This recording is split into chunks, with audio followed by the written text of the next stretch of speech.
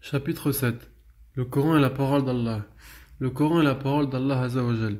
Il l'a vraiment prononcé avec les lettres, les versets et les sourates qu'il contient.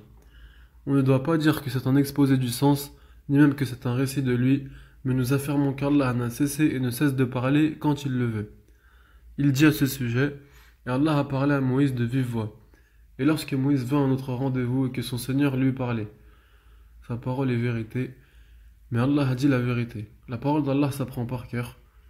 Il consiste plutôt en des versets évidents, préservés dans les poitrines de ceux à qui le savoir a été donné. Et c'est celle que les oreilles entendent.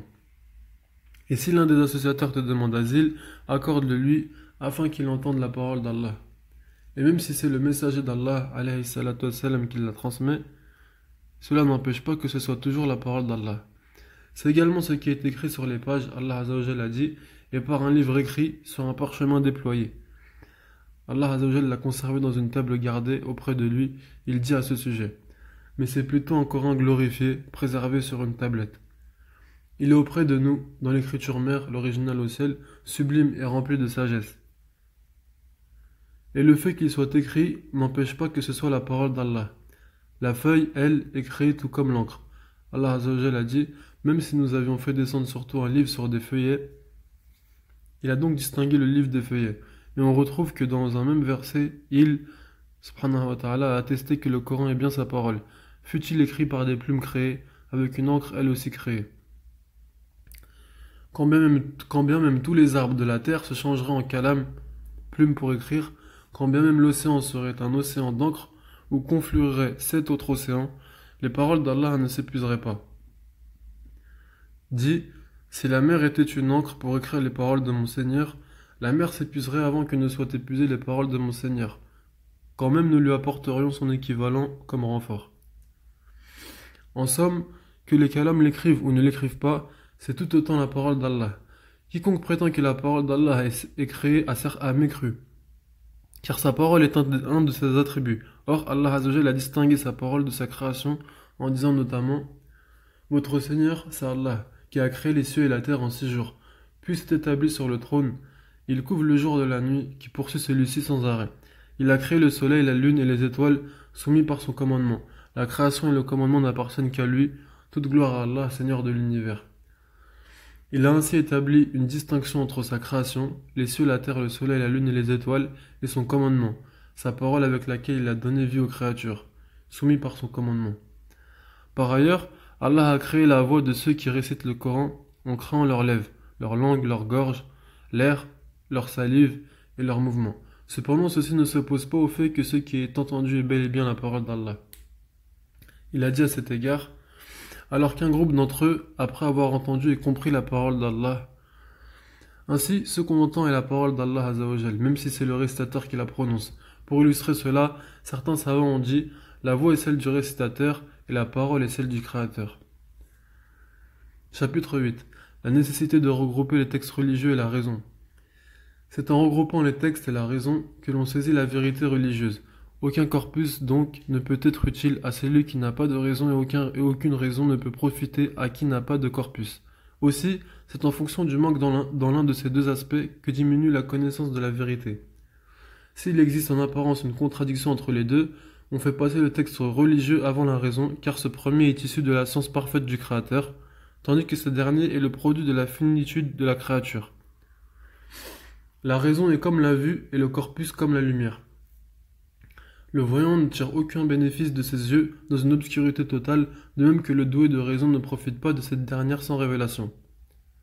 Et de même que c'est en fonction de la lumière que les yeux se guident, c'est en fonction de la révélation que la raison se guide. Par la complétude de la raison et du texte religieux, la guidée et la croyance seront à leur état optimal, tout comme la vision est optimale au moment du zénith. Est-ce que celui qui était mort et que nous avons ramené à la vie, et à qui nous avons assigné une lumière grâce à laquelle il marche parmi les gens, est pareil à celui qui est dans les ténèbres sans pouvoir en sortir? Dans la vie d'ici-bas, le doué de raison profite de sa raison de la même manière que les animaux profitent de la vie par leur sens. Ainsi, ils se déplacent, se reconnaissent entre eux et cherchent leur terre, construisent leur nid et reconnaissent leurs ennemis.